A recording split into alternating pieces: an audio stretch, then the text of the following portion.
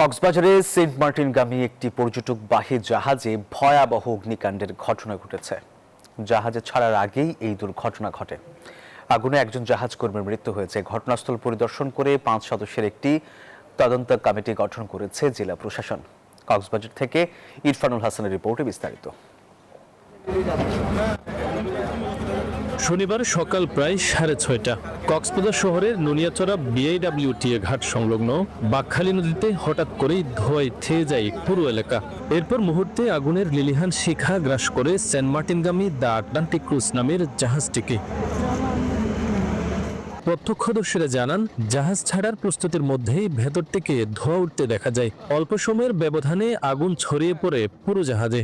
5টায় এটা তেল ভরে এদিকে আসতেছে, এদিক থেকে এসে এখানে গ্যারাবি দিচ্ছে, গ্যারাবি থেকে আপনার 6টা বাজে নাই এটা আগুন ধরে উঠছে। কিভাবে সেটা জানি না। আগুন লেগে গেছে কিন্তু ধোঁয়াগুলো এখনো মনে হয় একটু করে জ্বলতেছে মনে হয় ভিতরে। খবর পেয়ে দ্রুত ঘটনাস্থলে পৌঁছে ফায়ার সার্ভিসের 4টি ইউনিট 6 ঘন্টার চেষ্টায় আগুন নিয়ন্ত্রণে আনেন। প্রাথমিকভাবে ধারণা করা হচ্ছে বৈদ্যুতিক শর্ট সার্কিট থেকেই এমন ঘটনা ঘটে থাকতে পারে। আমরা এসে আগুন নিয়ন্ত্রণে ওখানে ছোট ছোট কক্ষ থাকায় আমরা সবগুলোতে উপর নির্বাপন করে একজন আমরা নিহত পেয়েছি, আর কেউ আহত হয় নাই। জাহাজে অগ্নিকাণ্ডের ঘটনায় জাহাজের ভেতরে থাকা এক জাহাজ কর্মীর মর্মান্তিক মৃত্যু হয়েছে।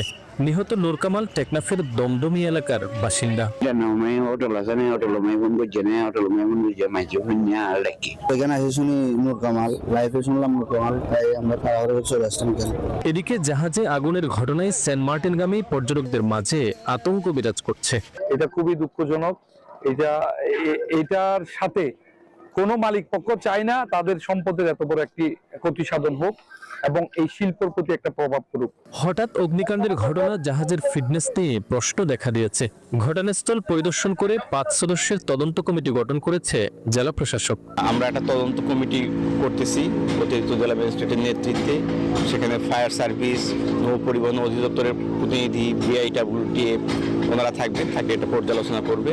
অগ্নিকাণ্ডে পুড়ে যাওয়া জাহাজে যেসব পর্যটকরা সেন্ট মার্টিন যাওয়ার কথা ছিল তাদের অন্য জাহাজে পাঠানো হয়েছে বলে জানিয়েছেন সংশ্লিষ্টরা। ইরফানুল হাসান, নিউজ 24, কক্সবাজার।